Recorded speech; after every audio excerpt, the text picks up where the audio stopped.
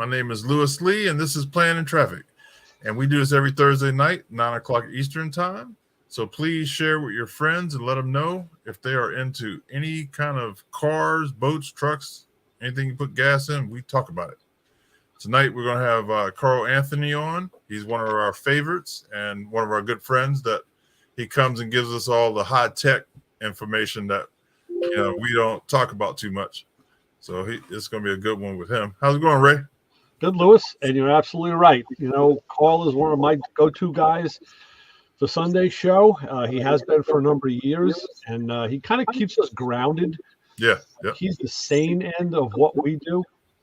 But I think in his own perverted way, he kind of likes hanging with the bad boys of automotive podcasting. So yeah. That's why he keeps coming back. Yeah, good guy. And we'll always entertain him. We'll always keep him. We give him his fill. I think we put it that way. Yeah. But talk about putting gas and stuff. I mean, we gotta talk about if you could put gas, fuel oil, propane in it. I'm talking about your heater because it's freaking cold, man. Oh yeah. It's cold. Yeah, I had my lawn johns on and my thermal socks. Man, I was still freezing. It's terrible. Yeah. It is. I went out and turned the heaters on in the bus and in the garage. I was like, well, I'll go back out in about a half hour. Man, I went back out. It was still in the 30s. It was just cold. Yeah. We're looking still at a cold snap here, which I'm sure is the same as you guys are going to have. It's going to be more snow tomorrow. Mm-hmm. And last round we had was just it was like white slurping. It was slush. Yeah. Terrible. We're getting it tonight, so we'll send it over to you tomorrow. We're getting it tomorrow, right? But tomorrow's supposed to be 1 to 3 inches of light, fluffy snow, so we can deal with that. Right. My back can take that. But well, I got a guy because I got a bad back, so I call the guy. Okay. Well, that's the other way of doing it. Yeah, it's the other way of doing it. For some reason, when I shovel or cut grass, whatever the angle I'm shoveling and cutting grass with just hits that spot on my back and just lights it up. I'll tell you something. I kind of, for a while now, I've laid off for a couple of days, but I shoot pool almost every night for a little while, and just that bending over. I mean, you're not really holding any weight or anything, but the right low back gets I feel it. I feel it right there. Yep. And it's got to be the position. Yeah. So. Yeah, I got all kind of stuff going on back there. Yeah. It doesn't stop me though. Yeah, I got to keep moving. I keep saying pain is God's way of letting you know you're alive. Yeah, that's the truth. So Jim said we're going to beat Carl up when he gets on here about the EVs. They're having some problems, man.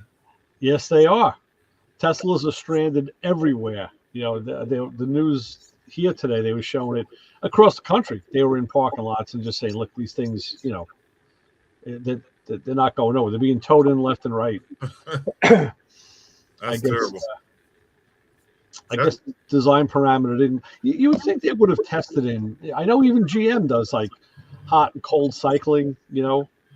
I did the test track thing at Epcot. I saw it. Yeah. So and Tesla's been around for what, 6 years, 7 years? Yeah. So you would think they would have found out by now, right?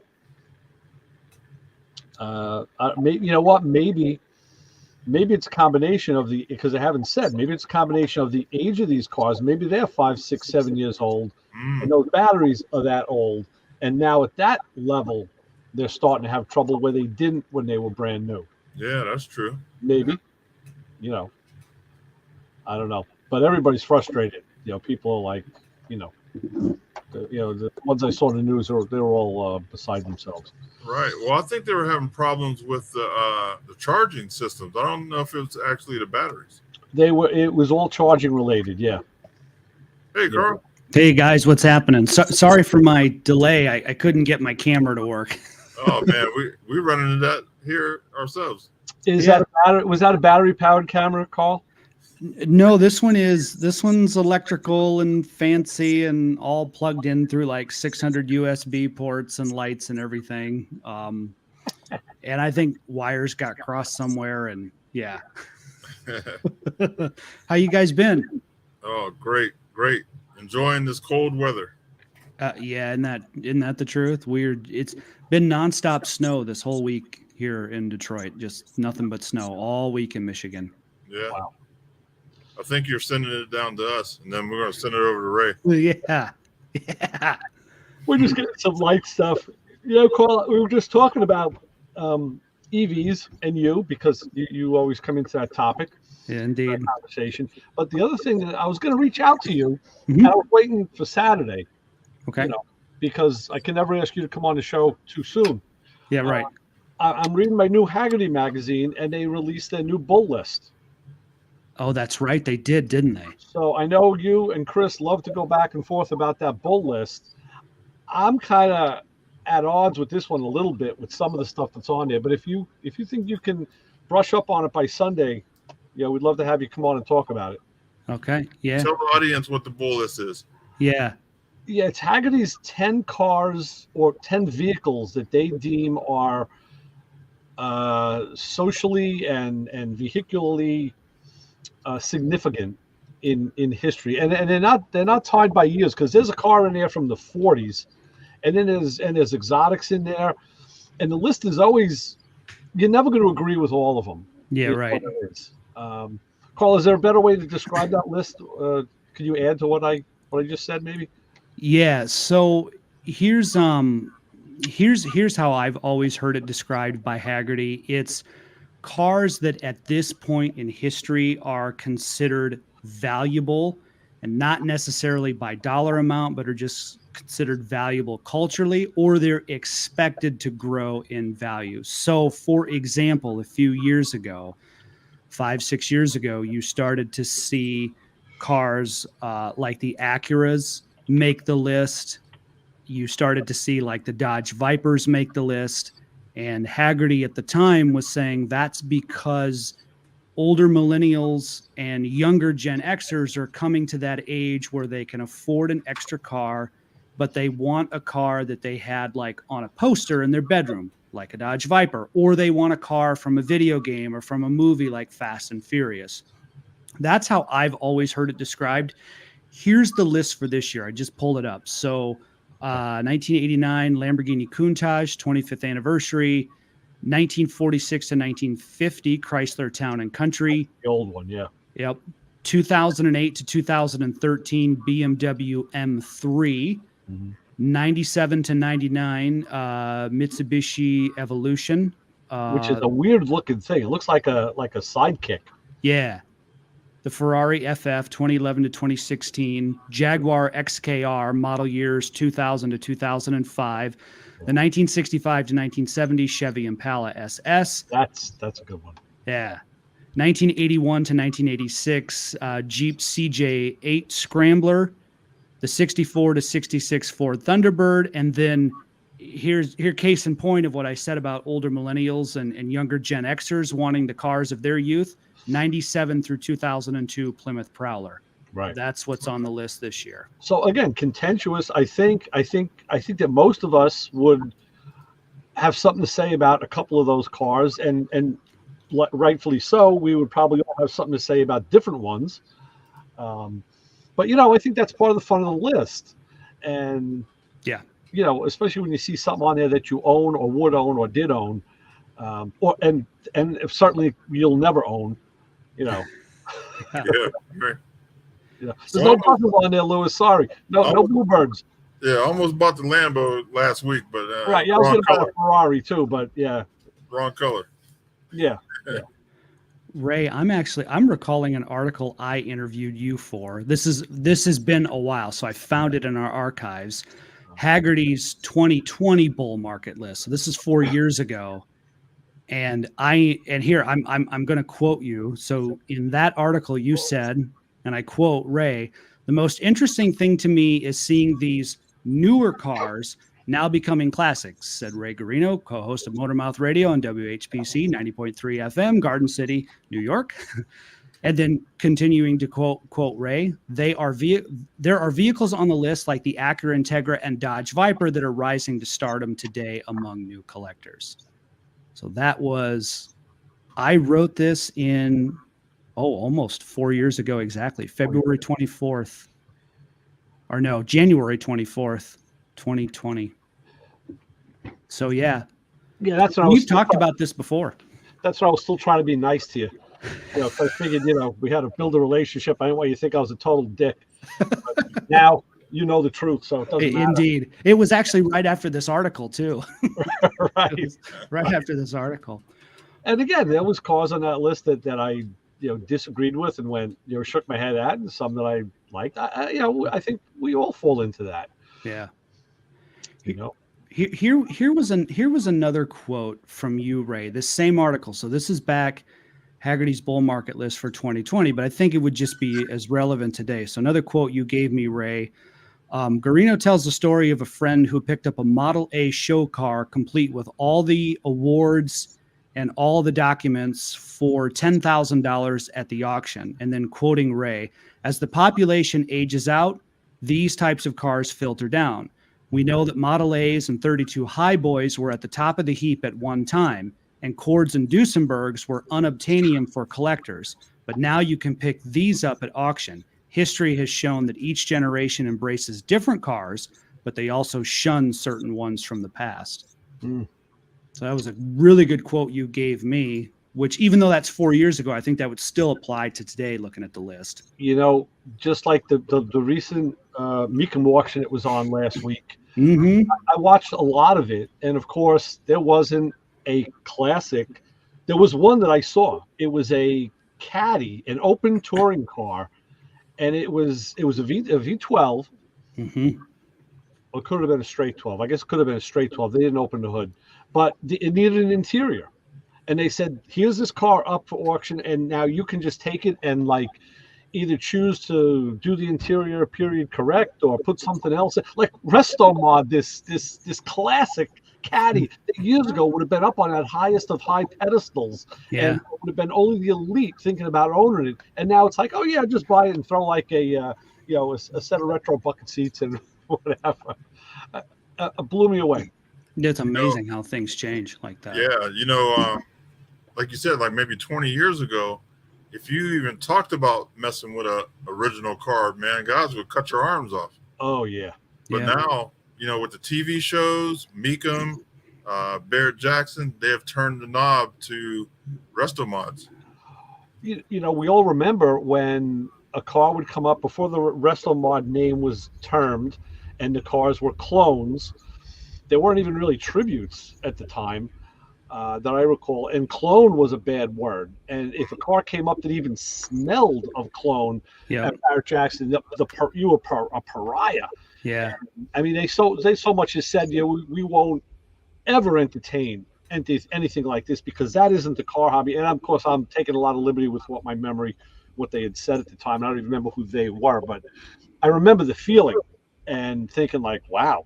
Well, that kind of sucks. But then again, clones were looked at as bad because guys were unscrupulously cloning cars and then trying to sell them for big money. They were misrepresenting them. So that was bad. But once that came out in the open and said, hey, it's a clone, hey, it's a resto mod, call it what it is. And then it was almost like, well, okay, well, now you kind of took the sting out of it. So you kind of, you took our, our punch away. And then slowly but surely they became not only acceptable but desirable. Now the resto mods outselling the originals. Yeah. Well, think back in the early '90s as well. Is those kit cars you could buy at like all fiberglass. Oh yeah, I remember those. Yeah, they got big for a minute too, like the 30s and. Oh, the Excalibur stuff. No, I'm talking like the Vickies, like the 39 Vicky or 30 what? Oh, you're talking about just the fiberglass? Yeah, 32 Vickies, I think they came out with.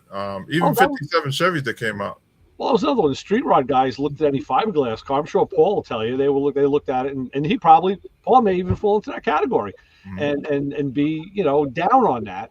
And I say, hey, not everybody can afford a steel body or find one, so So you build a glass car. You know what? You're still doing. It was the same way, Carl. That I know we talked about this.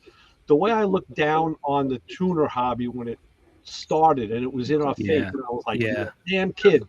And I was sitting at a light one day on Sunrise Highway, and next to me was a kid in a Honda. And I looked down and I see he had the big shift light and a big giant monster autometer tack and a row of gauges, and it hit me. You know what? Good for him. Because if those guys are buying those speed parts, lets me buy it at a good price. Otherwise, that stuff maybe going away, right. or going up in price. So I kind of softened at that exact moment was when I softened on the tuner cars and said, they're in the same thing they're doing. And then I had guys on my show who we had this truck club, and we asked, actually Chris had asked, they built the mini trucks with the body and static drops. They're really Exceeding Limits Truck Club is the name of them. And he asked them, he says, why do you guys put all that time and effort in those trucks? Why don't you drive cars? And they said, well, good question. They said, the reason is you guys own all the cars we would want. Yeah. We're not letting them go either cheap or at all. So we had to build what we could afford. And again, at that moment, I went, holy shit, I remember being like 17 and 18 years old and saying, yeah, I'd like to have a 32 Ford. I'd love to have a 50. I'd love to have, a lot of other cars I wanted at the time. Right. Yeah. A 66 Caprice that was cast off and put a motor in it and drive it because it was what I could afford. Right. And again, I embraced those guys right from that point. We became very good friends and very good allies. I remember a Motor Mouth radio. And it's been, I can't place the time, but I remember you telling this story, Ray, and you said, something very similar, the tuner cars and then the lowrider culture as well. The guys who were doing all the lowriders, and you said the same thing. Hey, good for you guys, for getting into the hobby. Yeah. My favorite car show here in Michigan, and I'm not talking like auto show, so not like industry type stuff where there's vehicle reveals, but like hobby car shows where you meet the true enthusiast. The Allen Park Downtown Development Authority. So Allen Park is south of Detroit, down river, so essentially over the bridge, River Rouge Bridge by the Ford factory. So Allen Park, the Downtown Development Authority, every year in July blocks off Main Street, and you have all of the iron that lines both sides of the street. They play Beach Boys music. They have giveaways. They have barbecues. It's an incredible afternoon and evening. If you live in the area, it's a must-see. But to your point, Ray, and Lewis, you were talking about this too, you see your typical Mustangs and Camaros and all of that stuff as you would expect in the shadow of Detroit. You see all that American muscle, but you see a lot of, like this past summer, there was somebody displaying a 1994 Ford Bronco, basically brand new, with the window sticker in it and everything. Or somebody had a brand new or new-ish 1989 Dodge Caravan with all the documentation, window sticker, everything, something like 30,000 miles on it, something ridiculously low. And then you walk two cars over and it's some like rat rod thing where like somebody took like their tub from their bathroom and threw a big engine on it. And then that's part of the down. I don't know what they call it where you guys are at, but here in Michigan, we call it a hoopty. So there's a whole group of guys that have these hoopties. They might have like a really nice Chevy Bel Air, like right over there, but then they've got this bathtub looking thing and it's a rat rod kind of a hoopty. So you see a whole mix of that at these local car shows like that in Michigan, but that one in Allen Park really stands out. That speaks volumes in my world because I know myself. I know what I like. I know what I don't like. And I think if you gave me any category or came to my house and looked at what I collect, you'd say, wow, I had no idea that you like that or this or that. Because I'm pretty broad in my tastes, and I think a lot of people are. And if I could have 6 or 8 cars and easily maintain them and store them or whatever, I'd like to take a different out every day, and they would all be very different. But I can't, so you do what you can do. Yeah, I'm the same way. Yeah. Sure. Well, the bus speaks. I mean, that's Yeah.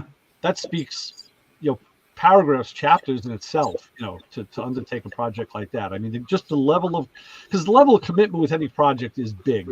That's super big. Yeah. You Yeah. know, I'm coming to find that out. and now look at all the other talents that you have that you showcase with that some of us didn't know about. I mean, your woodworking skills, your design skills. I mean, you got a whole bunch of other stuff going on there. It really is, it's making this biopic of what you are, which is very cool. Yeah. I appreciate it. That's what history is about. When you look back and say, hey, you look at the history and say, man, I never knew. Yeah, that's your schoolie, isn't it, Lewis? That I saw. You've got some YouTube shorts I noticed on that. Yeah. That's cool. Yeah, it's I have some long videos to put up, but my computer is acting up on me, so I haven't did the long form stuff. But we have a lot of content. Me and my wife started the YouTube channel when we bought the bus, and so our plans are to document the whole build and when we take off and do our adventures. And YouTube's such a great way to do that. I mean, just the platform. I mean, this is what Haggerty Bull Market List. This is what Haggerty has done. The Drivers Foundation is literally using YouTube as a way to tap into new collectors, to younger generations. And, Lewis, I mean, that's a great place to showcase something like a custom build like that. I mean, YouTube's a great place for that type of car content or custom vehicle content. With that bull list again, I'm probably going to keep coming back to this because I haven't gotten through. I've been reading the articles. I haven't gotten through them all yet, but that's what I want to. Cars like that Impala speak to me, because I've always been one of my first cars was a '66 Caprice. That's an Impala with wood trim dressing. So I love those cars. I have a '96 Impala Super Sport in my driveway. So I like it. I was even contemplating looking for something like I like the '67s, but try to find a fastback. They're really crazy. So like a '68, '72 when they were changing, some of them are kind of cool looking. I've actually been toying with that idea in the back of my head.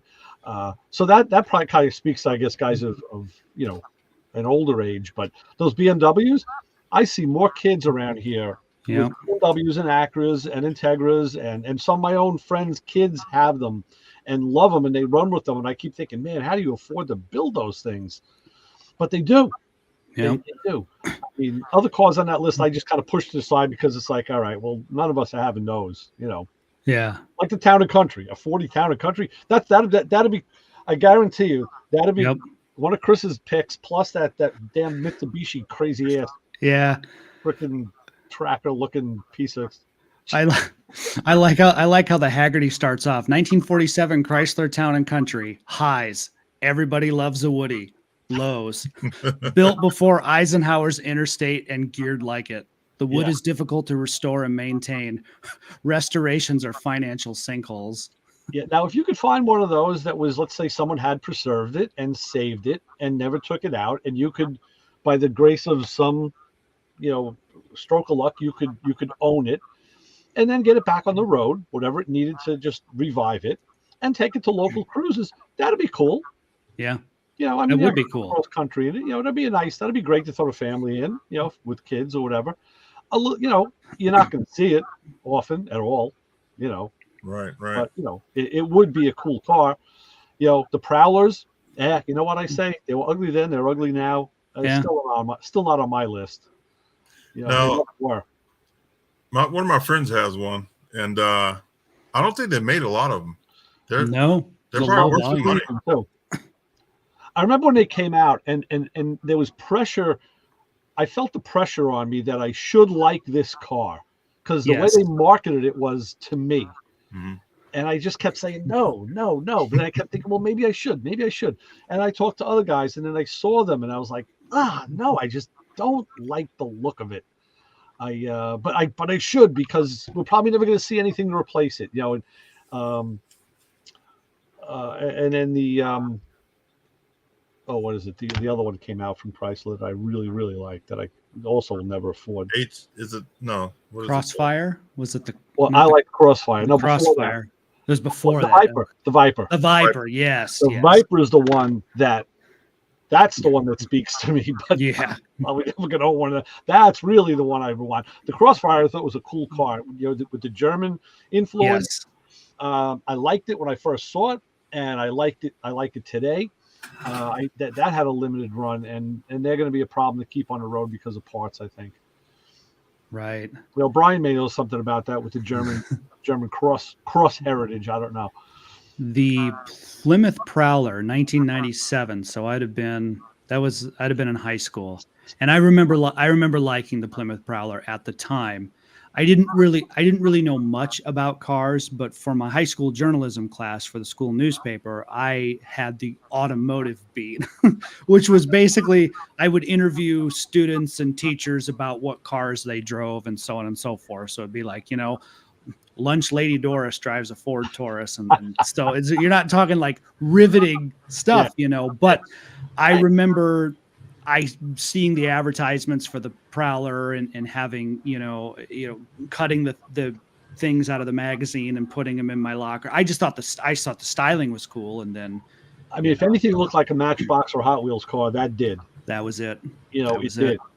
The word that always comes into my head is like grasshopperish for some reason. I don't know. Just so long and gangly with the fenders and all. It was like. Now I have a friend that has a 32 Ford. It's got a mild chop. It's like an American Graffiti yellow. Okay. Kind of like that. And what he did was he mounted the fenders and the lights so they move with the wheels. Oh, okay, yeah. Kind of different because he did put front fenders on it. Kind of different.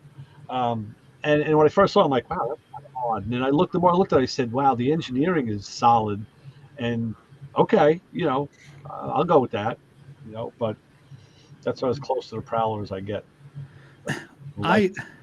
Looking at this list, and I'm sure that EVs and hybrids someday are going to end up on it, but the automotive industry now is really going hard on this connected car thing, this software defined car thing. Yeah. And where it is more about, if I'm just going to pretend like I'm an OEM, if I'm going to pretend like I'm a manufacturer, and Ray, you've bought a car from me, and Lewis, you've bought a car from me. So my goal is to look at you as customers and be like, okay, well, Ray, he's got a sports car, so I'm going to customize features for him differently than I'm going to customize for Lewis, because Lewis has an off-road vehicle. But the whole idea is that I want to give you services that you opt into and subscribe to. So automakers are looking for ways to make money after the sale through these sort of additional software connected services. So, and that could look like any number of things. But one example might be if you want like a semi-autonomous driving mode, and in your normal daily routine, you don't have any need for that feature. But if you're going to take a road trip, if you're going to go on a long road trip, a vacation for 400 or 500 miles, that might be a feature you want to unlock, like a Super Cruise, for example, or a Blue Cruise, Ford's version of it. You might want to unlock that feature for a weekend, so you would pay X number of dollars to unlock that feature, subscribe to it for a couple of days, and then it goes away. But that would be an additional cost above and beyond. So some of those features would not be available all the time like they are now. So I wonder, and what that does is that, in my view, that makes cars even more of a commodity than they already are. So I don't know, like some of these, like Ray, you're talking like the Chevy Impala, like that's a one of a kind machine, the BMW M3 and like all these cars on the bull market list, whether you agree with them or not, like they're kind of one of a kind vehicles. They kind of hold a special place. So if you look in the future, if everything is this software defined cell phone, smartphone on wheels, what does that look like for the future? I don't know, you must be talking to the guys at Matco, because we talk with Brian all the time about the Matco scanner, how you do a pay to use subscription thing, which is kind of interesting. You know, like you get a car in a shop, you get a BMW in, but you don't have a Euro scanner. You can add that Yep. in the cloud. You know, it's immediate, and you have the subscription for a length of time. What you're saying about that with the cars, I follow 100%. But the first thing I think is, all right, but what about in 10 years and 20 Mhm. years? What Yeah. about when, the all through history, cars have been kept and maintained and restored and recycled and reused. Yep. And I don't think you're gonna be able to do that in 20 years with the car. You're not going to get where's the information going to be?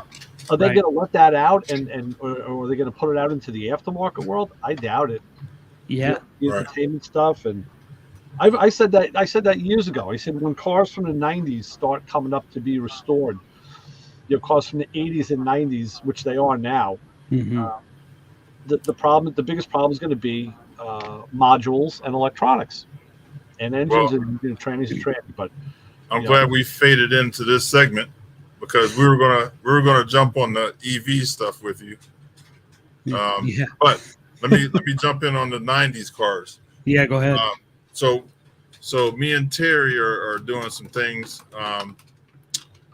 and we've been looking at trucks, and so the OSB trucks are starting to become very hot, and part of the reason is because all the square bodies have been bought up.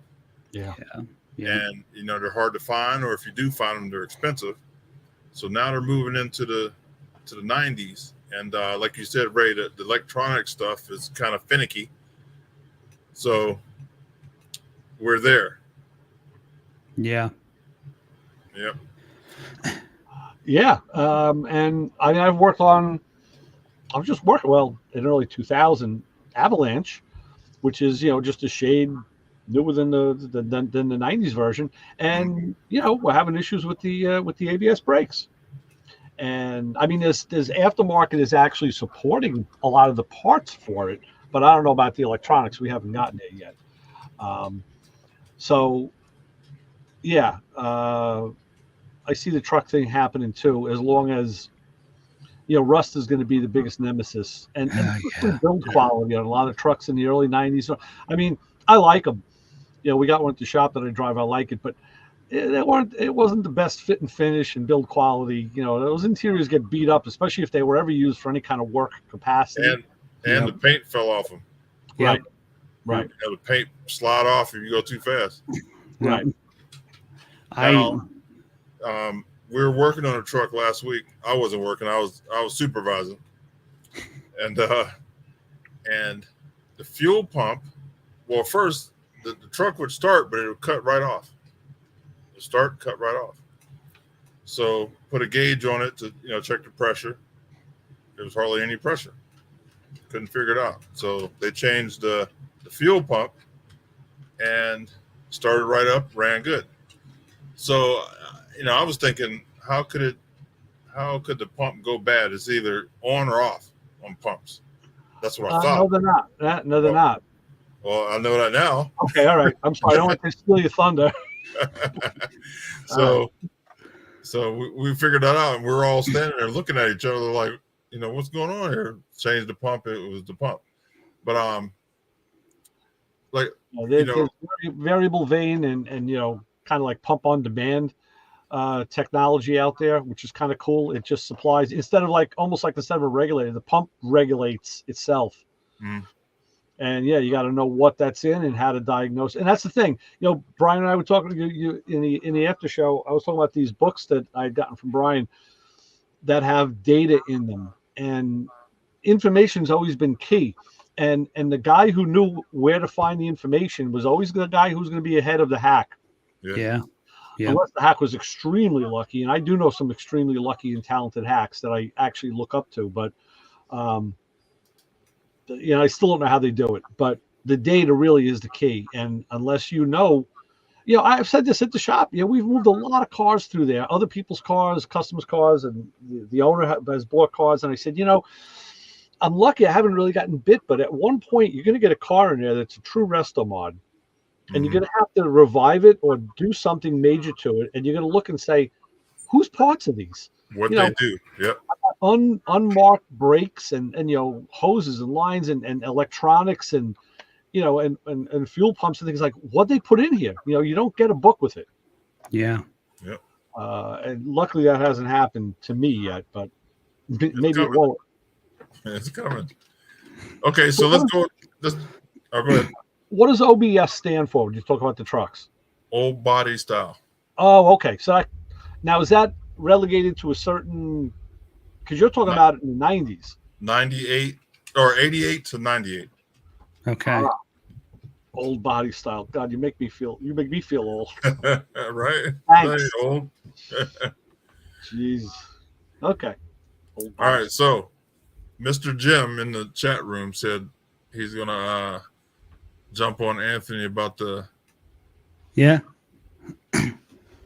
EVs or Carl. I'm sorry. Yeah. So, what do you think about these non-driving, non-starting, or whatever you want to call it? I think that there are hurdles that were not fully thought out before the narrative on electrification was introduced. And Ray, because we've talked about this on Motormouth Radio before, but allow me to just back up for a second. So we are given this narrative about electric vehicles and all of the benefits and all of the promises of electric vehicles. But that being said, there are certain challenges that come up along the way that maybe we didn't think of, or maybe we didn't consider, or we couldn't possibly be aware of until the vehicles start rolling out. So one of these is the charging infrastructure. The charging infrastructure in the United States isn't great. And so that is an issue. So you have this continued push for EVs and this continued movement by the industry to continue to have electric vehicles, but we have reports from some dealers saying that their customers are not interested in EVs, particularly with EV trucks, that certain truck owners are more interested in the gasoline and the diesel powertrains, which when you think about it, isn't really surprising if they have heavy towing and payloads that they're moving around. So that's maybe something that we didn't think of. We didn't maybe fully think of how, a truck buyer might use their truck. We didn't fully think about that if I'm traveling locally here in Michigan in the Detroit area, I'm probably reasonably okay for charging. But if I decide to go see my family in South Dakota, I have to go across 900 miles. I have to go through Chicago. I have to go through all across Interstate 90 on Wisconsin through Minnesota. What's the charging like out there? And then even if I can find the stations, are the charging stations actually working? Right. Are there going to be long lines? Maybe the charging station is working, but the credit card reader isn't.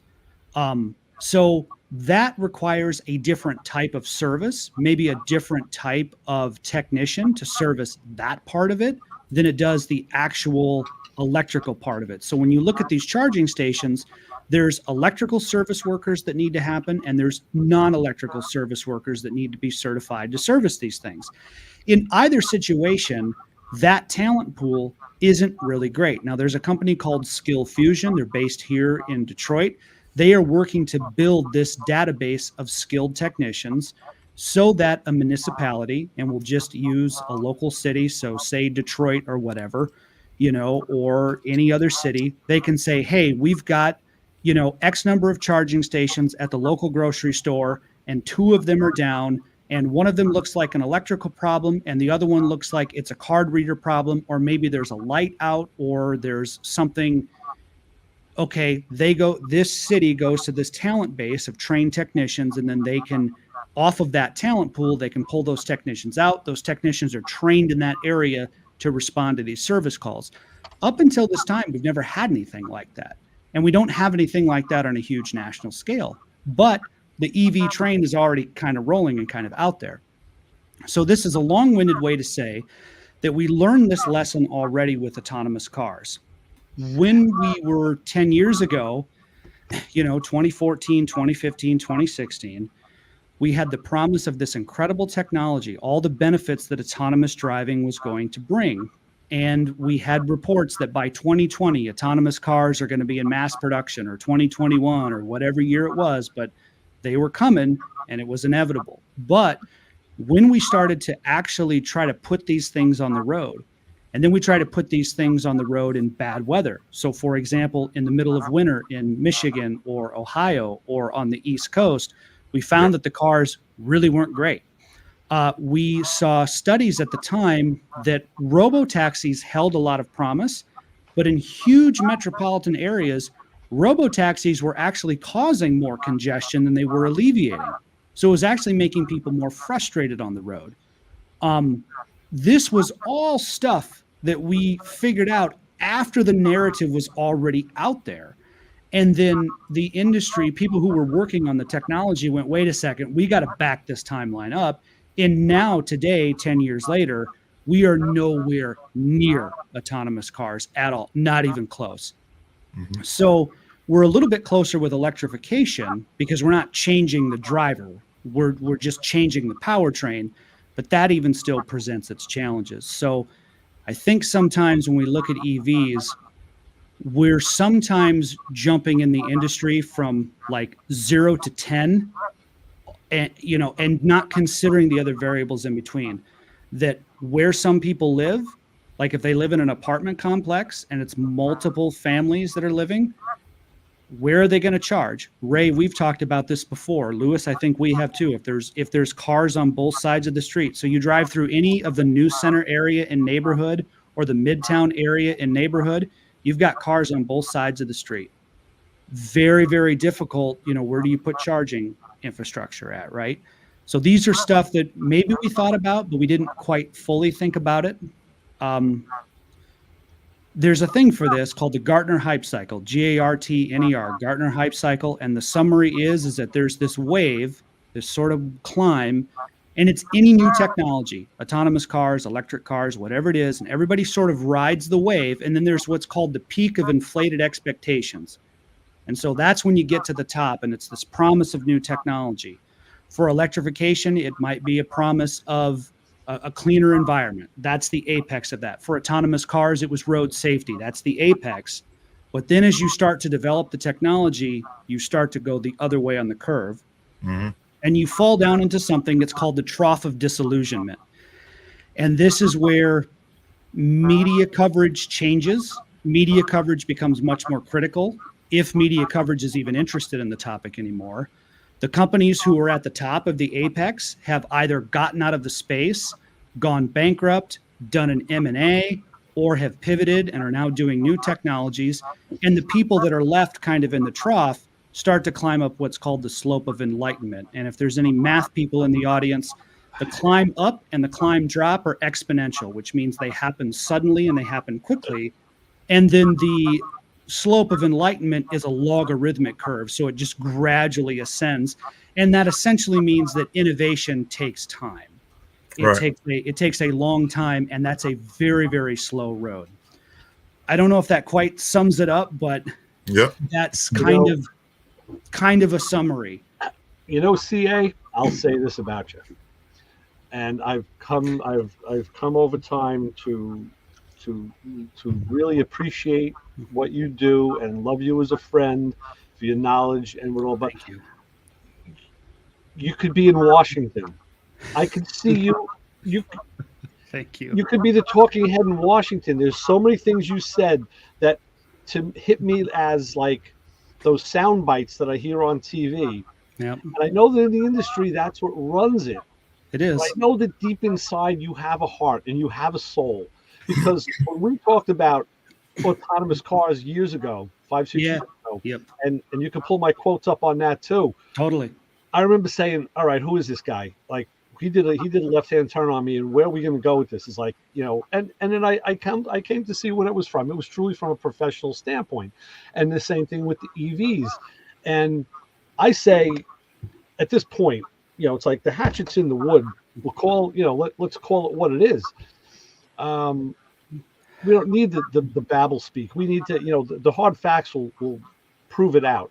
Right. And I love the Gartner Hype Cycle. I have to really commit that to memory like you did, because it really is, it is a great representation of what happens, and everybody goes through it whether they know it or not. I heard a guy I got on the news today. He was in at the Tesla dealership. They towed his car in, and he said, "Yeah," he goes, "It usually takes me, to charge from 50 to 80%. It usually takes me about 20 minutes." He goes, "Now it's taking me over an hour, an hour." Yeah. Yeah. That's it. There's the data right there. That's the hard thing. Now the question is why, and Right. like Lewis and I talked about before you came on, maybe it's that the first set of data they gave us was based on new, fresh, brand new equipment. And Yep. now with 6, 7, 8, or 10-year-old componentry, maybe that cycle has shifted. No one said anything that I've heard yet. I think it's absolutely possible, because everything wears. Batteries, batteries in your power tools. Sometimes you got to get a new one, because after X amount of cycles, those batteries right. are rated for cycles. Right. Um, I got to be honest with you. Full disclosure. Right now, I'm not interested in any EV. Like not Carl, the industry guy. Like Carl personally, they just don't do anything for me. And I know that they're fast and they're instant torque and that, and I know, and we're starting to cover more of them on AutomoBlog, because that's where the new models are going. But I'm just not interested in that. It's not that I don't pay attention to it. It's not that I don't care. We certainly cover it, but I can't really think of an electric vehicle right now that I would want. If somebody said, if somebody said, "Carl, you can have any car you want," I would probably be more apt to like pick something on a bull list, or I would be more apt to like, I love trucks. I love Chevy trucks. I love GMC trucks. I love Ford trucks. I would love to have like a GMC Sierra or a Chevy Silverado with a 6.2 V8, because I'm like, might not be able to get that one day. It might all be electric. I might only be able to ever get an electric Silverado some days. So even then I would be like, if I had to get a brand new vehicle, I don't know that I would get an EV. I don't know. I'm not 100% sold. I wish I had the ability that if I could, buy the componentry, or, to build if I could build an EV, a hot rod EV to play with. Yeah. Like I can build a gas car. I could go out this week and build a gas car with the parts I have. I would love to feel that rush and see what they're talking about. I think I'd have a ball driving it. But as a play car, as another just component of the stable, not as a main, as the main car. And that day isn't here. It's not going to be here for a long time. So it is what it is. But. And Ray, that whole thing when we first met, and I fully admit this, and I've admitted this in personal circles, I've admitted this in professional circles, I've spoken at a couple conferences professionally where I have said this, like, I bought in hard to the autonomous driving thing, and I fully 100% believe it. And in about 2017 or so, 2018, like, I fell hard down that trough of disillusionment, and I'm part of the.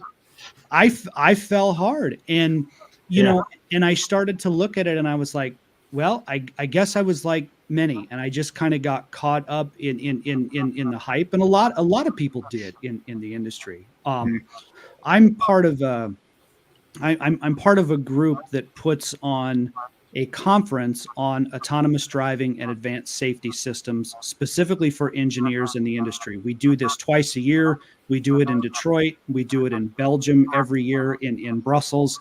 This year, we're going to be in Barcelona and then in Hong Kong as well. So we're adding a third conference. But in that conference on autonomous driving, which is mostly an engineer and a technical focused conference, there was a time in about 2016, 2017, where as conference organizers, we started to look at this and say, okay, we need to change the agenda on the conference. And when we have these engineers come and speak on a technical thing, we need to not talk so much about the hype And we need to talk about the actual real challenges of, say, designing a LiDAR system or designing radar sensors, or, how do we keep sensors clean if you live in a place like Michigan or Ohio?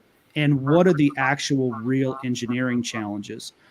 Now you've introduced driver monitoring into the mix. So that's things that are a camera. It's not a recording camera, but it's a camera that's facing you in the vehicle. This simple And then that camera is essentially assisting the self-driving or semi-autonomous features. So Super Cruise, like in a GM vehicle, has a eye tracking camera that if you have Super Cruise engaged and you have your hands off the wheel, and you're not 100% fully attentive, that camera will issue a prompt for you to take back control of the vehicle. So these types of integrated cameras are mandated now in Europe underneath the latest iteration from the European Commission, the General Safety Regulation.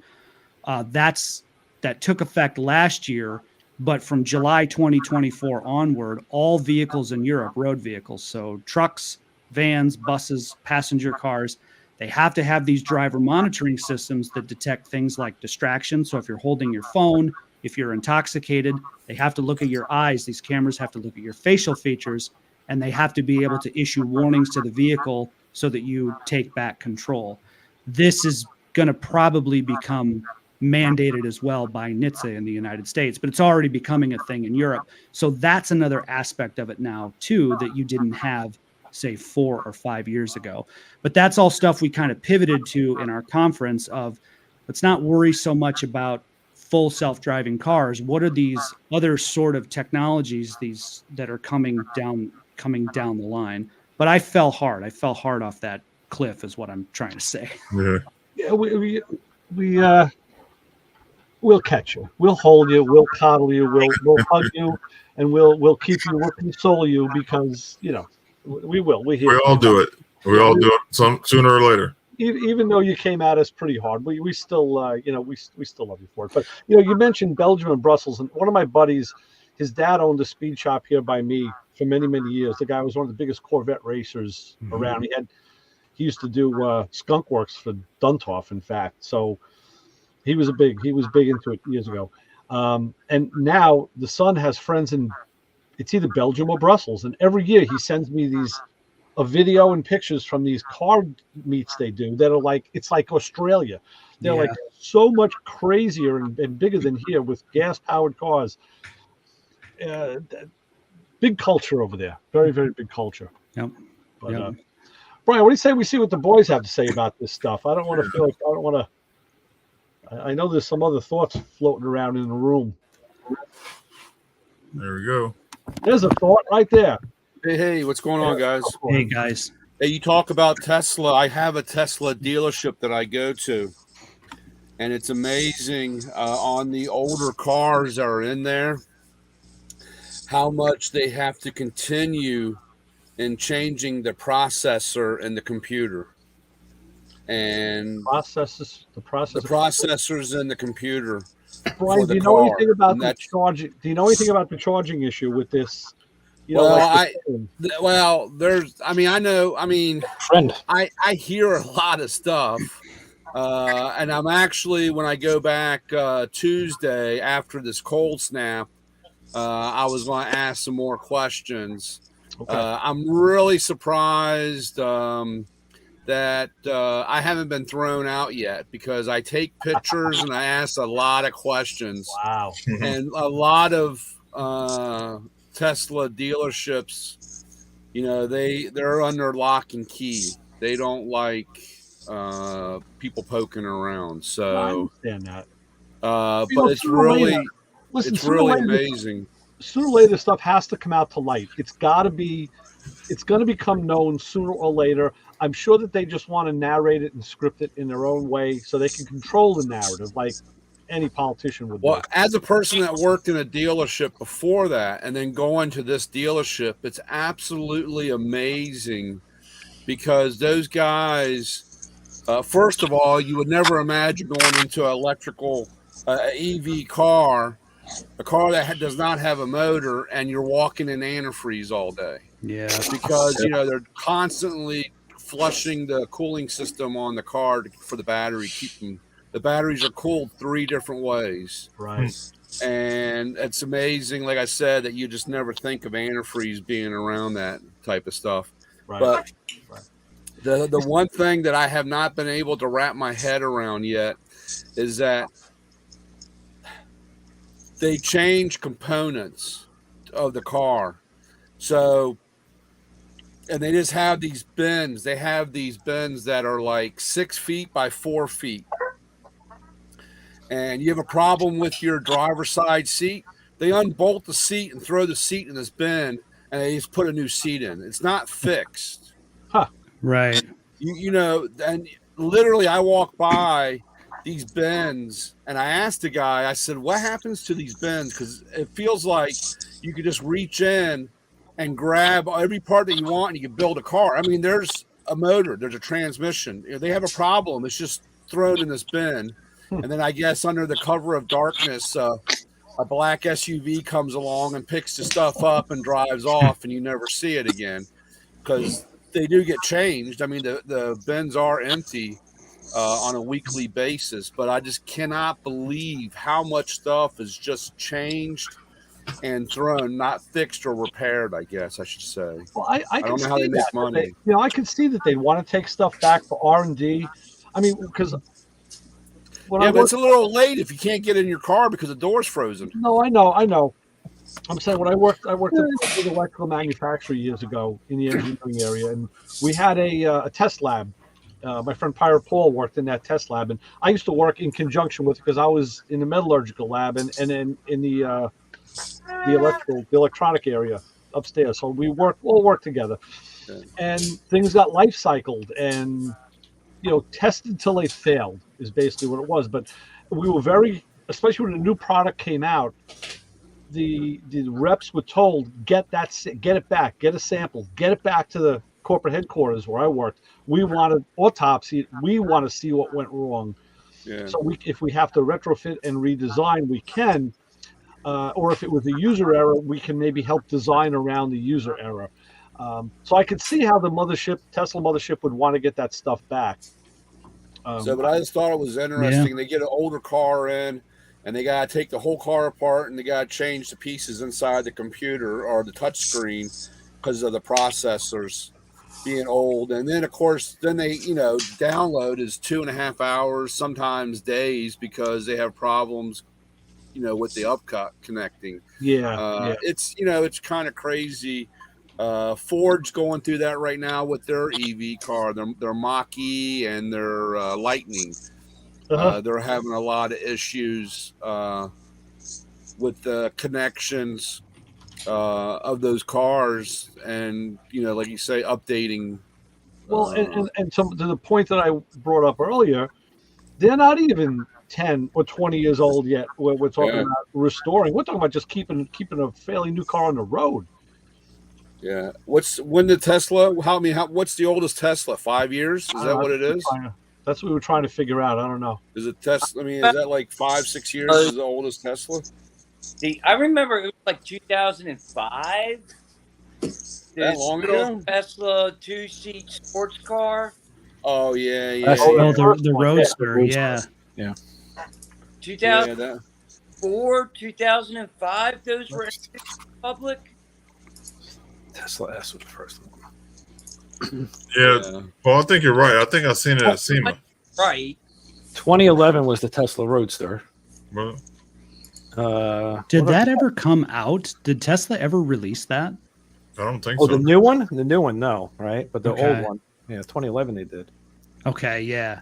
2012 was the S. 2005, 2000. But you got to also remember, Tesla itself, they're not selling really an EV. They're selling a lifestyle. It's like Coca-Cola is selling happiness. Snap-on is selling you a quality tool. That's their marketing. So, I mean, that's the way that goes. If you want happiness, a lifestyle, and quality tools, you go by those names. Brian, we're recording. It's okay. Yeah. Brian. I'm banned from everything else, so I might as well get kicked off here too. So it's okay. Hey, Brian, do you go to any Chevy dealers and see any Chevy bolts getting worked on? I do not have a Chevrolet dealership anymore. The one I had, the two that I had were closed up and gone. Oh yeah, that figures. So, Is I guess it was Sport Chevrolet, Briggs Cheney Road. Is that still there? yeah, Briggs Sport. Yeah, it's still there. That's not my area. Yep, they just bought Cadillac. They bought what was that big Cadillac dealership out there off on the highway, out there off the interstate? Capital. Capital. Yeah, they bought Capital. I thought Capital Cadillac was taken over by Triple R. No, they bought it, and they actually changed part of the showroom over there at Coleman. I mean, part of the showroom at Sport, and it's Capital Cadillac. Sport Capital Cadillac, I think is what it's called. Something crazy. That was a big Cadillac dealership.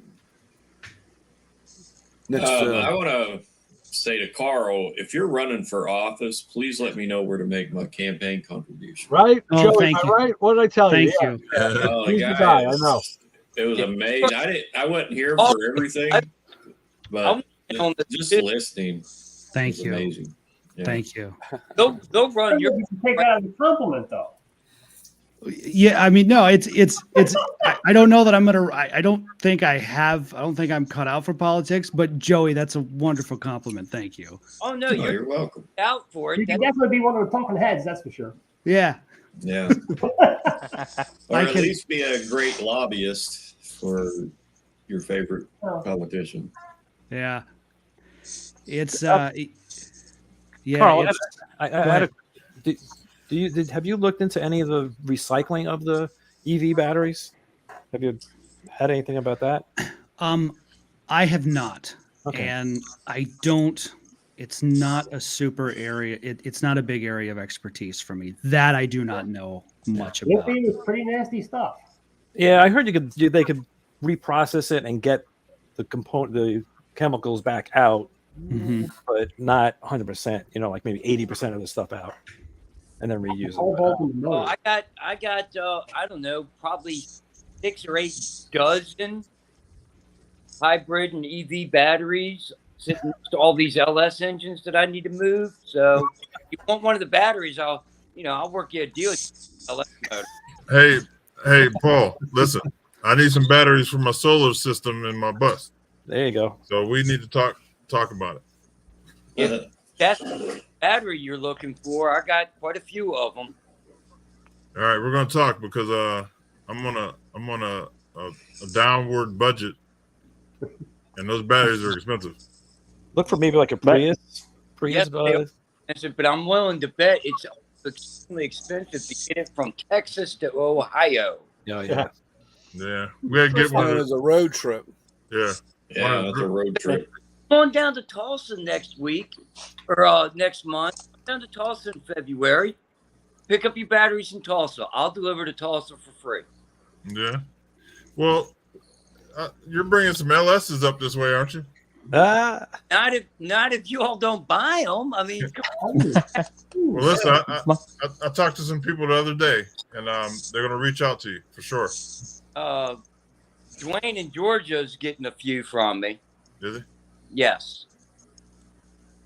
And I do have one 6.2 that's a little bit up there on the price side, but it's low mileage, and I got everything ready to go. Yeah. Yeah.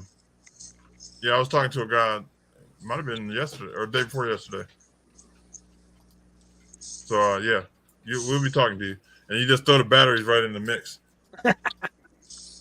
We get you taken care of if that's the case. Oh yeah. Now, as far as the comment earlier, if you don't mind me talking here for a second, the comment earlier about the tuners and all the different subcultures to the initial subculture of the car craze that we're all involved in. I'm going to give the respect to the tuner guys in a lot of ways, and it's not just the tuner guys. The classic motor carriage kit car guys with those Victorias and the Cobras and the Factory 5 Cobra kit cars and all the other kit car companies out there and continuation cars. Somebody's putting forth the effort. Somebody's putting forth some labor. Somebody's putting in the enthusiasm. Not everybody can have vintage steel. Not everybody wants a Pace Aero. Pace Aeros are taking a nosedive in price. 32 Fords are taking a nosedive in price. And that Town and Country Woody, take it off the list. It's been there too long. Put the XKE Jaguar back on. Yeah. Yeah, I agree with that. Yeah. I mean, no, I think that's a valid point. I mean, it's, you know, like you said, this subgroup, tuners or whoever, lowriders, off-road guys, they're in the hobby. They're doing their thing. They're doing what they love, and they're keeping car culture alive. Because as we just talked about, when cars become more of a commodity, and this is the stuff I see every day here in Detroit, when cars become more of a commodity, they become more software defined, they become more electrified, we run the risk of losing that. And that's why, again, going back to like the Hagerty bull market list, but the Hagerty Drivers Foundation has started the National Historic Vehicle Register to take all of these cars to preserve them in the Library of Congress. Because we have part of that. Yeah. Well, because nothing like that's been done before until now. I mean, we have historic registries for buildings and for other places, for parks and things like that. We've never had anything like that for cars. So, for example, like the Chrysler Turbine car is in the historic vehicle registry. Amelia Earhart's Cord, the very last vehicle she had before she disappeared. The Hudson Hornet is one of those cars that's now preserved forever by the Library of Congress. I mean, and I think that's what Hagerty is getting at. The more we go towards this, hey, my car, my future car is going to resemble this, is going to resemble a phone. The more my car is going to resemble this on wheels, the more it is important to preserve our history, whether it's a tuner, whether it's a lowrider, whether it's a classic, whether it's an off-road vehicle, whether it's Lewis and he's talking about square body trucks from the 80s. Or I mean, it's a big deal. From a movie. Or I'm sorry, that car's still a little touchy with me. Which one was that on the list? The Ferrari FF on this year's list? The car from Ferris Bueller's Day Off that's on the National Registry. Okay, yeah. They have a National Registry, a car that's documented by Congress as something so famous. It's not even a real car. I mean, that it's a movie prop is what that car was. Yeah. Right. Company that did the those kit cars was forced out of business when the movie came out.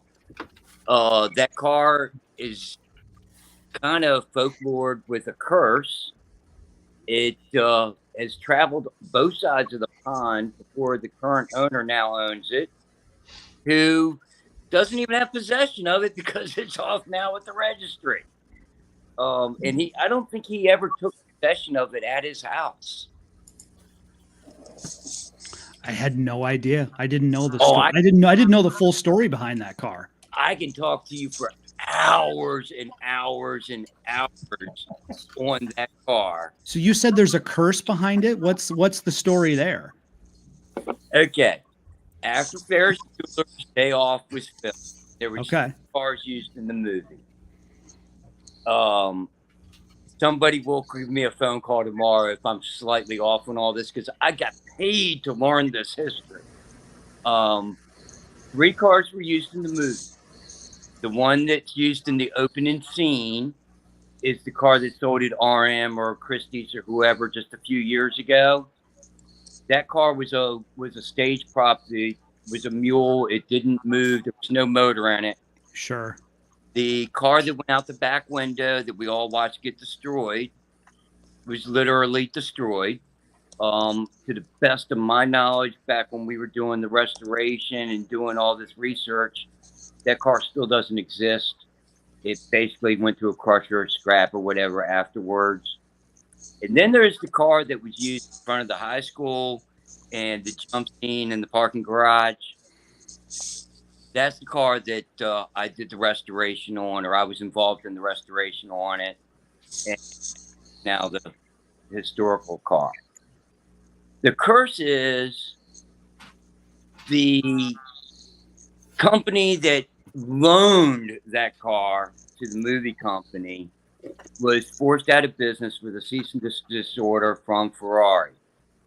They had to declare bankruptcy. The car was sold in a bankruptcy auction. Whoever purchased it apparently was going up the coast, Oregon, Washington State or something, ran it into a ditch.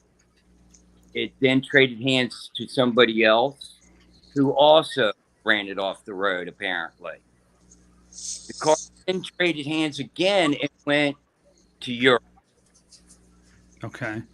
I understand while in Europe, it was also, again, run off the road. Hamlin ain't too good. Car was never really beat up bad, but never really a good car to start with to even be driving. So the car was sold at Christie's auction or some kind of RM auction or whatever over in Europe. A gentleman in Maryland was in bid. He didn't plan to actually win the bid from what I understand. Car was then shipped and came into the port of Baltimore, where he went to get his car from what I understand, and he couldn't because his thing couldn't even run.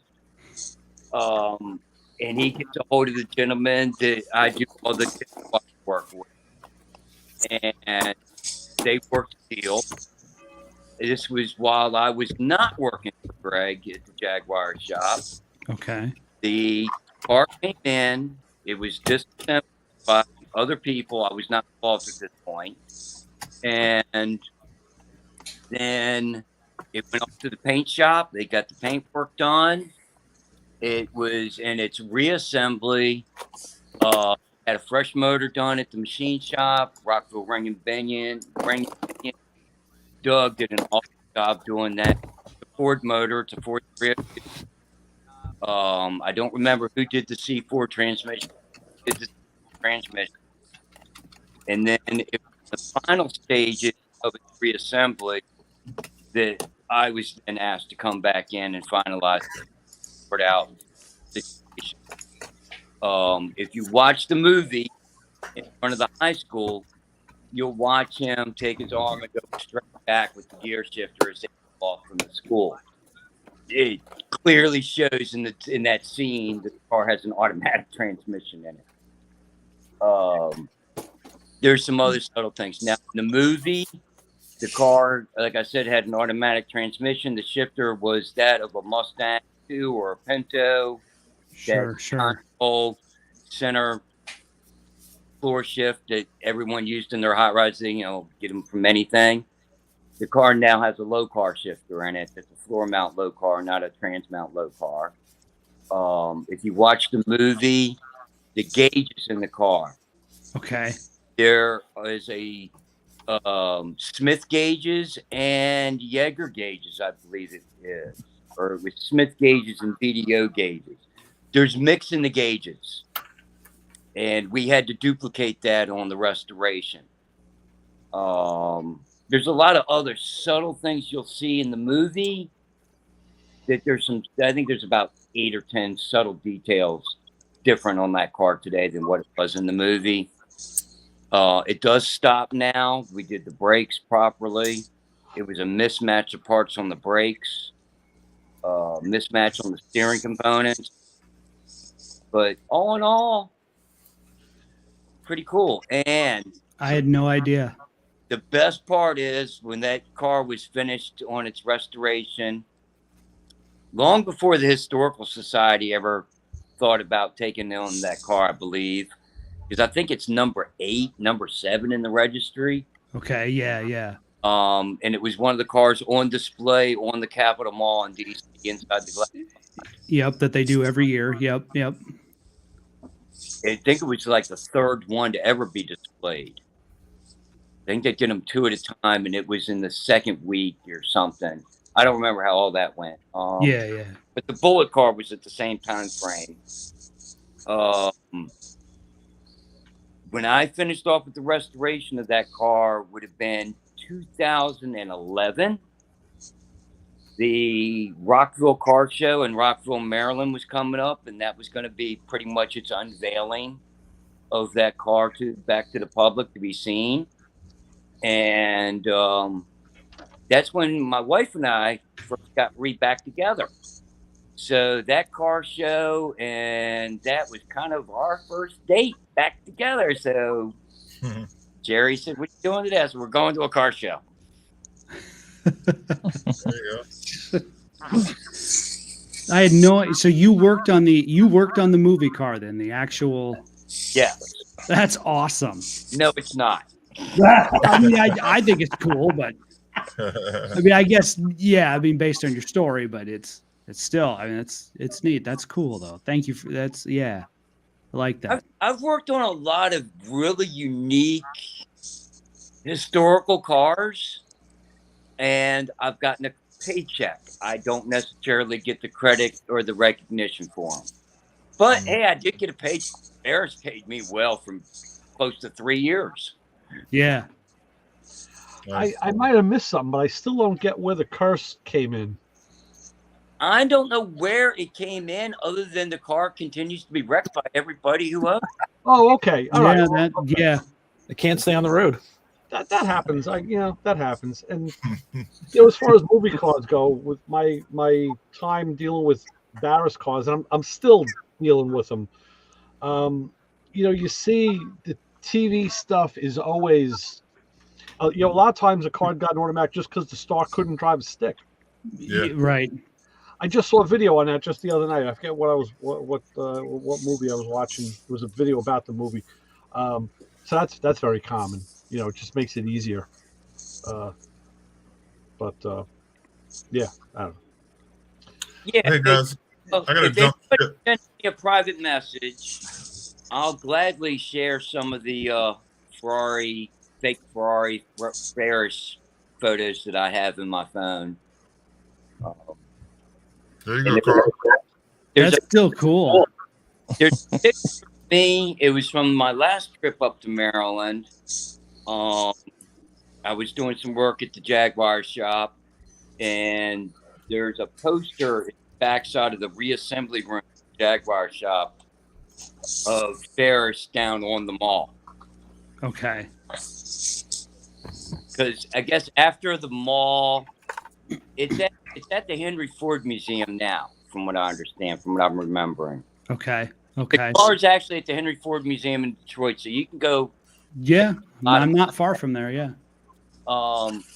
It went to the AACA Museum in Pennsylvania for a while.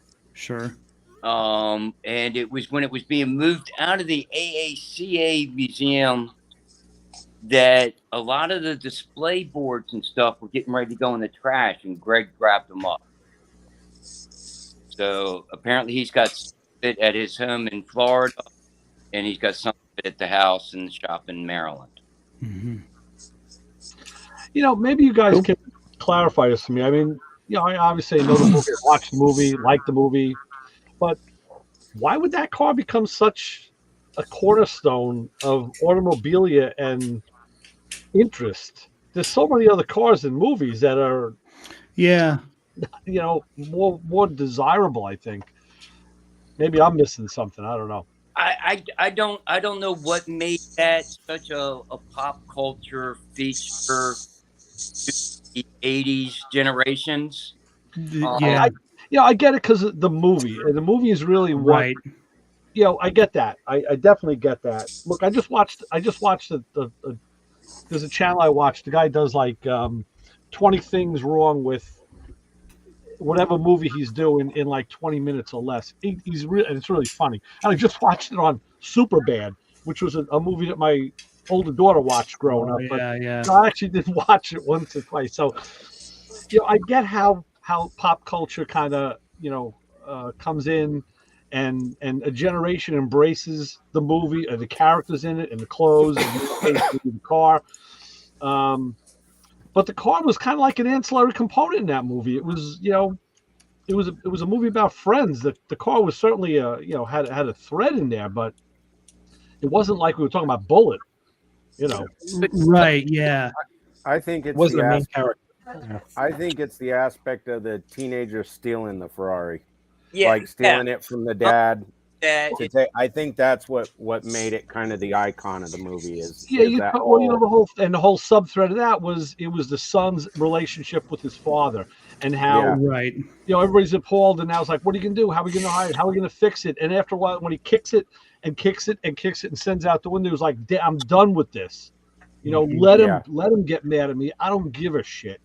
So that was really what that was about, and they had to throw stuff out the window, so it might as well be a Ferrari. I think it was characteristically done well for the father. That would be the kind of car a guy like him would own and never, look at the tenths of the miles, because God forbid you drive a car that's supposed to be driven. Right. Right. So I get all that. But I don't know. I still own. Yeah, I don't know. Maybe that's just. It taught us all that putting the car in reverse doesn't take miles off. It doesn't work.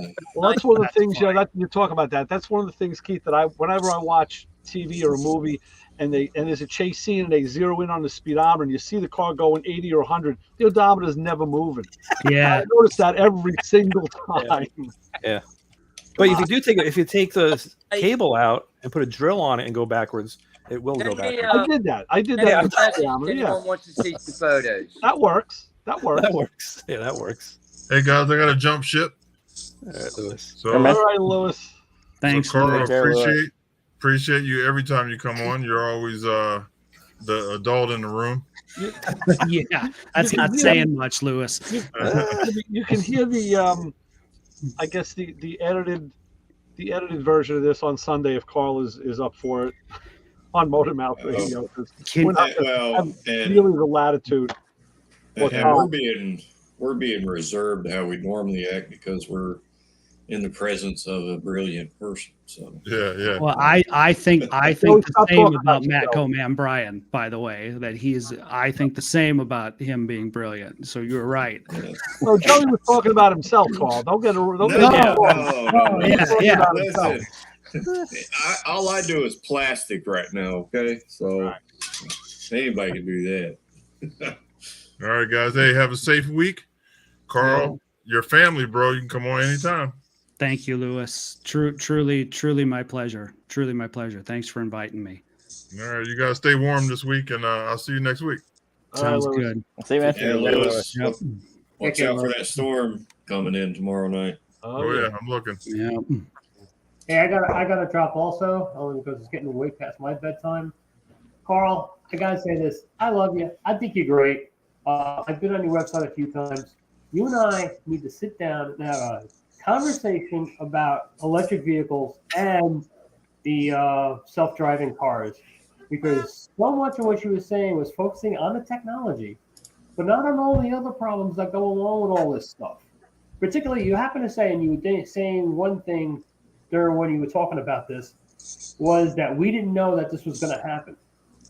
Me and a few other people who know how lithium batteries work knew right away when it got cold, this stuff was not going to work. We knew it, but everybody else just kind of ignored that. Oh no, you're a denier. You're a climate denier. You can't say any of that stuff. Well, and you may have been a denier, but you weren't a money guy, and that's who was saying it was going to work. But the reason why that was done was because of this. There you go. Put this in your pocket, and we don't say a word. Yep, that'll Just like your insulate everything. grandfather. So Brian, you headed out to Davos or what? What? You headed out to Davos for the World Economic Forum? All right. Jim. Yeah. Yep. Good night, Jim. Good night, guys. I'm gonna take off also here, but to Jim, and I don't know if Jim is still on. That is the disconnect in the automotive industry between what the industry is doing and guys like Jim, right? Guys like Jim, who are more maybe on the front lines of this stuff, who can say, hey, I don't think this is going to work, or these are the issues and challenges we're seeing. There's a disconnect between that and what the industry is doing. And so Jim is absolutely right. There's, industry people like me may not have been able to foresee the problem, but other people who have more experience in the field, who are down working with certain components or certain aspects of it every day, absolutely they don't. So Jim, you're 100% spot on. Ray, this weekend, I have my nephew's, he's turning 1 this weekend. We're having his birthday party this weekend. Can I take a rain check on Motormouth Radio, and can we do it literally any other time? Yeah, of course, because if I ask before Saturday, it don't work. So yeah, I expected this. Case in point. Case in point. But yeah, no, I had a blast last time I was on, and obviously, so yeah. Ray, I'll color in my beard. I'll get a little further back from the screen, and I'll go in as Carl. I'll practice on my speeching technique, but I'll color in, and I'll just go a little further back, and we'll put right in, and I'll just pretend I'm Carl. You have to wear a snap-on ball cap, though. You do. They'll burn his head.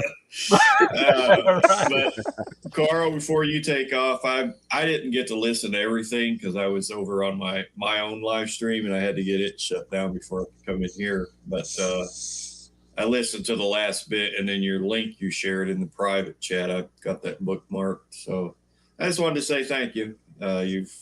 You've opened some eyes, so I appreciate it. Thank you, guys. Yeah, likewise, absolutely. I credit a lot of my Ray. I've told you this before, and I'll happily say this on the air again next time after, but you're gonna have to ask me on Saturday so it works out. Right. But I credit a lot of my time on Motormouth Radio of, changing my viewpoint on a lot of things, and taking what I learned from the industry and working in the industry every day, and then questioning what the industry is saying to say, how would that jive with the Motormouth Radio crowd? How would that jive with the Playing in Traffic crowd? Because I don't think these guys, I don't think that's what these guys are looking for, or I think these guys would have some objections or some questions. I think that, these are some guys that, these are some opinions and thoughts we need to consider. But Joey, you're absolutely welcome. Thank you for the kind words. Always a pleasure. And Carl, maybe when you first came in with us on Motormouth Radio, I was doing the show with Joe, and you couldn't have hit. And again, I say this with virtually every guest that we've had over the years who have become friends. I wonder how we got that guy in. Like, what was the first time? Like, how did we seek them out, or did he seek us out? That's rare, but. So I don't remember, but I say, you unwittingly walked into for a better word, a lion's den of New York ism between Joe and I. Now, and I got to say this, I will say this about probably the only time I'll ever say something to my own credit. We do not ever sandbag people, and we don't set them up for the fall. We don't look to set the guy up and then pounce. We don't do that. But when you ask the questions of us, the one thing that we always do is answer honestly. And I tell people, be careful what you ask me, because I'm going to give you an honest answer. And a lot of times people don't want to hear the honest answer. And Joe is another one. Chris is a lot more politically correct than I am many times. That's why we're Rowan and Martin. We kind of work well like that. But Joey, on the other hand, was like, sometimes I'd have to pull him back, like, whoa, yeah. I think in one of the autonomous cars discussions, I think you had phrased a question. I don't remember if it was you or Joe, but you're like, something doesn't smell right in that cannoli or something like that. It was really funny. I don't remember what we were talking about. I don't remember. See, now in a live situation, sitting in the garage or in the shop, that would have been like the smack in the head moment. It would have been like, hey, Dumbo, what was that? Say that again. slower this time. Right. That's nice when you're with your friends. You know. And I feel like the last few shows we've had, we've kind of left everybody on a cliffhanger because people are calling right up until the very last minute. So we can't, get to all the calls. And I think it's because we're hitting some hot button topics, EVs, software defined cars. We're hitting some topics that people feel passionately about. And frankly, they're raising very good questions, like the caller that asked, hey, I live in a neighborhood where people park on both sides of the street. This is impossible. No, what are you going to do? Put a charging station for every car? But you know what they're changing to, and eventually that type of neighborhood will be gone. Yeah. Because not here. No, I'm telling you, because they've been doing, for 30 years, stuff around here hasn't changed. And in the last 5, they've gone in and wiped out whole neighborhoods, and they put these town centers up now. Yeah. And basically it's 60 stores with 400 units over top of it. And why do you need to drive? You have everything here. No, everything's there. Work downstairs, live upstairs. Have you been to Queens? I understand. It will eventually, after they drop the bomb and they clean out half that shit, don't worry, the town center's coming in. Well, Watch The Simpsons. Well, Don't get me started, please. I will say to that point, the governor of this state is pushing for municipalities to do more affordable housing units, which are smaller units and all. But still, that's all another topic for the day. But Carl, to your point, we've had this trend recently where we get those calls at the last quarter of the show, and it's been like that for a while. The person that broke it was Brian, because when Brian came in with me when Chris was away last month, the whole show was just like call after call after call. It was like the old days. That's how we used to do it. And how did I start that, Ray? How did I start it? I said, let's get this going. Call now. They did. We're taking over. It was beautiful because I'll show you the logbooks. I have them all here next to me. That's the way it used to be. And then we got to this late show trend, which is it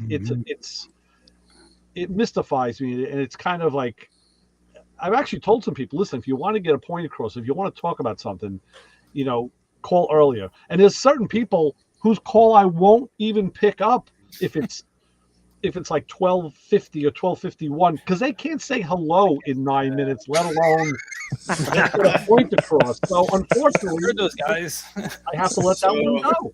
So I'll know now if I ever call you and you don't answer, I know what's up. Oh yeah, well, there's a lot of reasons for that, Joe. That's Joey.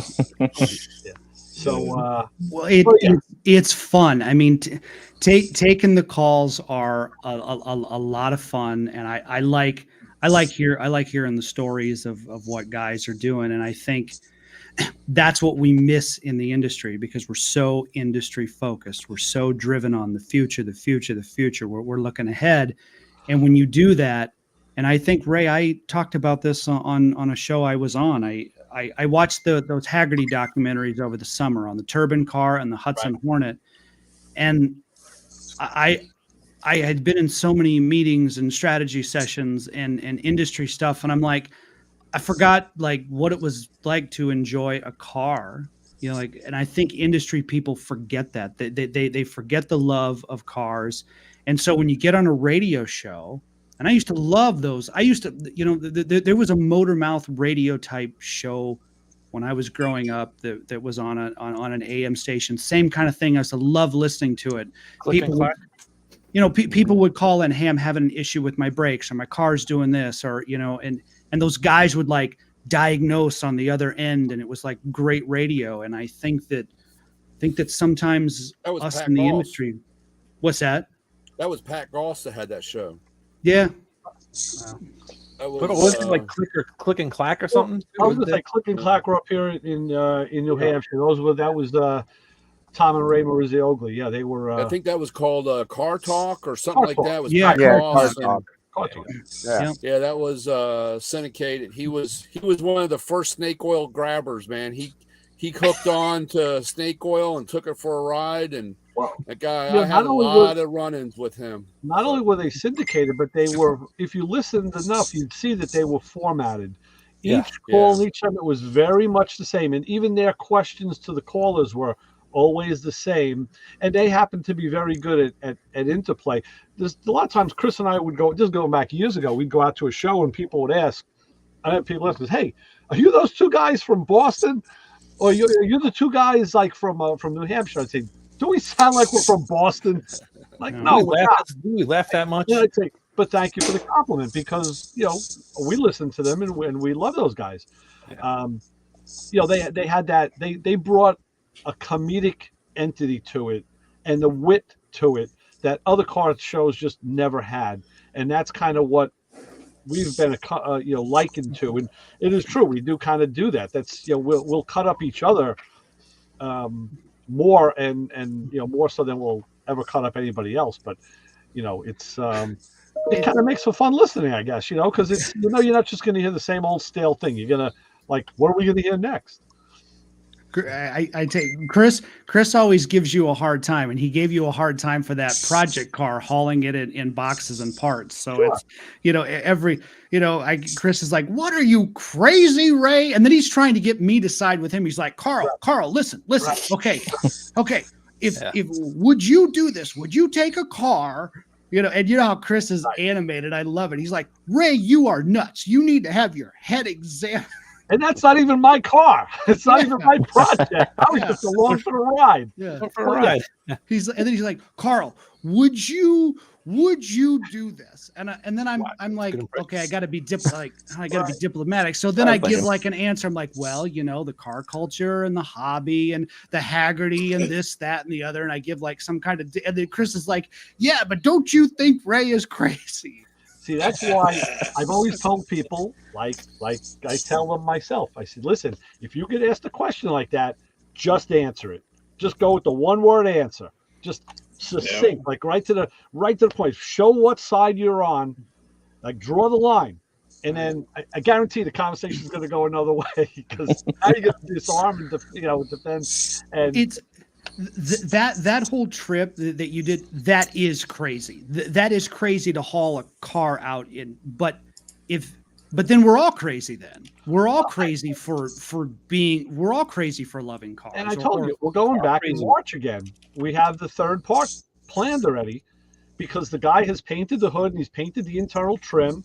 And instead of shipping it, we're flying into Indianapolis, renting a Tahoe, driving to this guy's house, which is like about 40 minutes away, loading the Tahoe, and then driving the parts back home. But we're stopping in Youngstown, Ohio to see Lewis and Tyler. And, we want to, and we're going to go to Summit and go to that damn truck stop that we missed. Again, it's like I said before, it's all about the road trip. It's just the friendship and camaraderie and the time on the road. And you're throwing in car stuff that you love, and that's it. I mean, now I'm lucky I have the time to do it. So damn, I'm doing it before I can't. Right. Yeah. And I'll be seeing you there in Youngstown, and I think it's March. We don't have a date yet that we're coming out, but I'll let everybody know. We just got to pick a date. Yeah. I'm waiting. My buddy, it's his project. It's his trip. I'm really the, his tag along. So he's guiding the ship on this. When I'm sure we'll have a couple of dates off to pick from, and then after that, I'm going to turn around, drive down to North Carolina for my daughter's wedding in April. So, all right, bang, boom. Yeah, you mentioned cannoli earlier. Cannolis. My cousin Dave, he's a real. I mean, he sounds just like he's a freaking Dago or something. But he came around. He's like, said, "Man, you're swelling up like a tick," And I said, "Well, I've been quitting smoking, so I've been eating a lot of glazed donuts and spiked cannolis and drinking my coffee, and it's making me swell up." He's like, "Well, you got any hinges left on the kitchen?" I'm like, "No, they're gone too." Yep. And I have, man. I've been freaking eating everything, because when you quit cold turkey, it's what you go through. Yeah. Hey, listen. Yeah. In the long run, you'll be better. It's probably easier to lose weight than it is to deal with depreciated lung capacity. Yeah, exactly. I'm about to become a member of that Pella. I think it's Pella or whatever they call that walking treadmill. Oh yeah. Oh, Oh, Peloton. Yeah, Peloton. yeah, yeah. Yeah, I'm thinking, man, I hope I get a hot chick on the screen. Yeah, yeah. AI chick. Yeah. Hey, Brian, where's the tool show? Is that coming up? What? The tool show? Is there a tool show coming up? In February, and Is we it- got 6 weeks. Where are you guys going to be? Is it in Florida. Orlando? Florida. Yep, I'll be down for. I'm just going down for 3 days, I think. You know, I should have been in Florida this Monday, Tuesday. I should have come back yesterday, but the trip, as fast as the trip came up and I committed, then it kind of things changed, turned around and changed, and now we didn't go. So damn, I missed on that one. Yeah. Things happen fast in the big city. Yeah, we got 6 weeks, I think. 6 weeks. We were going to drive down, but we're flying down 3 days, I guess, and fly back. I'm not. There's not that much to do in Florida. I mean, that's our biggest problem. It's Disney. You got, well, yeah, but I mean, you know, it is nice. They rent out. I mean, they rent out Universal. We have Universal one night just to ourselves. I mean, it's nice. That's Yeah. cool. It's cool and everything. But you know, there's so many of us. I mean, how many people? There's not too many places big enough to have everybody. So you'll be in Orlando then. So yeah, we either do Florida or Vegas. Let me tell you. Let me remind you about this place. There's a guy that the guy whose shop I work for. He's partnered with this guy through the AutoZeum project that I was part of. Teaser. It's Desertland. The guy basically bought a mall that's between Disney and the airport. It's on that main road, and he just bought the freaking shopping mall and converted it to his car mecca. Really? Wow. Cool. I've been there. Desertland.com. You can find it online. He's on social media. He's got huge collections of everything. Yep. And he could probably host a damn tool, the expo. It's cool because they'll have like whatever store it used to be, and it'll have like all old Chryslers in there, and they're all lined up. Well, what he does is he took those stores, Keith, and he made a 20s, a 30s, a 40s, a 50s. So because he not only collects cars, he collects stuff. So he has a million scooters. Well, yeah, but rugs and couches and chairs and the stand-up ashtrays and artwork and lamps. So he decorates those stores totally period correct. Yeah. And you could have a birthday party, a any kind of party. You could rent out that store. Do they have go-karts in there? There's go-karts, arcade. I've been there like 2 or 3 times. Yeah. Yeah, he's got. That sounds like a place I would want to go to. Well, yeah, that sounds cool. You've seen some of the stuff then that was up here in the AutoZeum with us that I got to work on and play with. A lot of the movie cars. The world's longest limousine is down there. Yeah, I haven't seen that yet. That was sitting right out back from out of the shop. And that's what we were supposed to do, is go down and do a video. There was some guy from Europe coming in, and Supercar Blondie was coming over, and they're going to land a helicopter on the damn thing. It's got a helipad on it. Yeah, cool. And then the European dude, his schedule had to move up by 2 days, and I could have done it. Well, actually, I would have had a problem with Sunday, but Mike had a commitment for the weekend, so he couldn't change his plan. So we had to say, okay, we can't go. Yeah, it's like an hour and a half for me. Probably not even. Definitely, I haven't even been down there yet. I've had a couple opportunities and I didn't take them, but I'll get into that. But it's something you can check out. So, Carl, we'll keep in touch and we'll get you in, and maybe by then the cars will thaw out and I'm supposed to be able to charge. Yeah. I should be good in any other week, but this week because of my nephew's birthday. But other than that, any other week, I'm game. I'm game. So it's always a pleasure, gentlemen. So good talking to you, Carl. Yep. Enjoy the weekend, guys. Thanks again for having me. All right. Take care, Carl. Thanks. Have a good night, Carl. Safe. Good night. All right. All right. Hey, Brian. I'm gonna end this stream now. We'll stay on and talk amongst ourselves. So Lewis Lee and Carl Anthony, we're ending, and we'll be back next week. We'll do it again. Maybe with a guest, maybe not. I don't know. But